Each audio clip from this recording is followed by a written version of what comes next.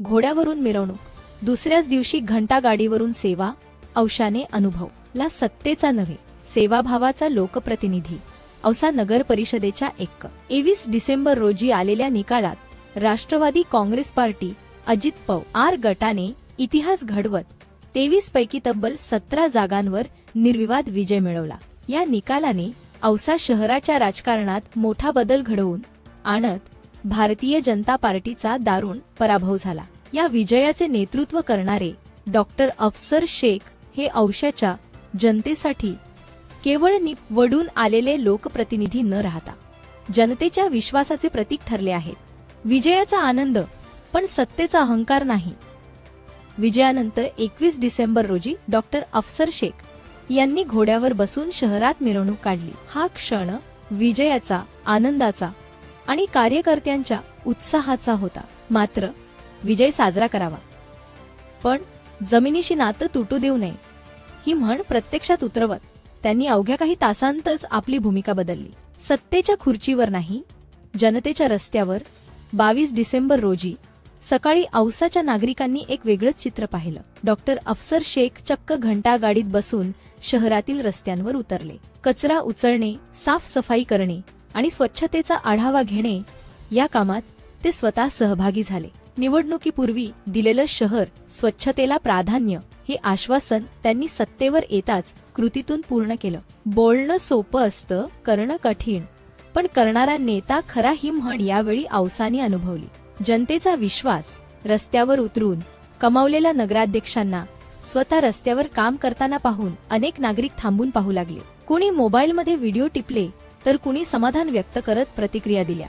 एका ज्येष्ठ नागरिकांनी सांगितले, आम्ही फक्त मत दिलं नाही तर योग्य माणसाच्या हातात सत्ता दिली आहे याचा आज अभिमान वाटतो. तर एका महिलेनं प्रतिक्रिया देताना म्हटलं, नेते फक्त भाषणात स्वच्छतेची भाषा करतात, पण हे प्रत्यक्षात करून दाखवत आहेत. राजा तोच जो प्रजेचा म्हणीचा प्रत्यय. डॉक्टर अफसर शेख यांचा हा कृतिशील आणि जमिनीवरचा स्वभाव पाहता राजा तोच जो प्रजेचा सत्ता सेवा करण्यासाठी असते, मिरवण्यासाठी नव्हे या म्हणी अक्षरशः जिवंत झाल्याचं चित्र औशात दिसून आलं. विजयाच्या दुसऱ्याच दिवशी सेवेत उतरलेला हा लोकप्रतिनिधी औशाच्या राजकीय संस्कृतीला नवी दिशा देणारा ठरत आहे. मला या ठिकाणी औशाच्या जनतेचे आभार मानावे तेवढे कमी आहेत.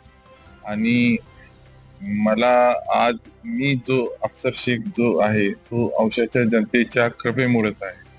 आणि त्यांचं जे माझ्यावर प्रेम आहे आणि उपकार आहे ते मी या ठिकाणी कधीही विसरू शकत नाही. आणि काल मी जे घोड्यावर होतो त्यांच्यामुळेच होतो आणि आता त्यांची सेवा करणे हे माझं कर्तव्य आहे. मी ड्रायव्हिंग सीटवर बसून मी प्रत्यक्ष आपली जी स्वच्छता प्रणाली यंत्रणा जी आहे त्यामध्ये काय अडचणी आहेत ते जाणून घेतल्या. कारण मी माग चालत फिरत करत असं म्हणजे फार त्याला वेळ लागणार होता. त्यामुळं मला ते पण बघायचं होतं. आणि गाड्यांची म्हणजे आता 4 बसचा अंतर झाल्यानं आपल्या घंटागाड्याची अवस्था काय, त्यांचं मेंटेनन्स किती झालेलं आहे ते पण मला चेक करायचं होतं. आणि सुरुवातीला मी 2017 साली औसा शहरामध्ये 10 घंटागाड्या खरेदी केल्या होत्या. मी जिल्ह्यामध्ये पहिल्यांदा घंटागाड्या मीच खरेदी केल्या होत्या.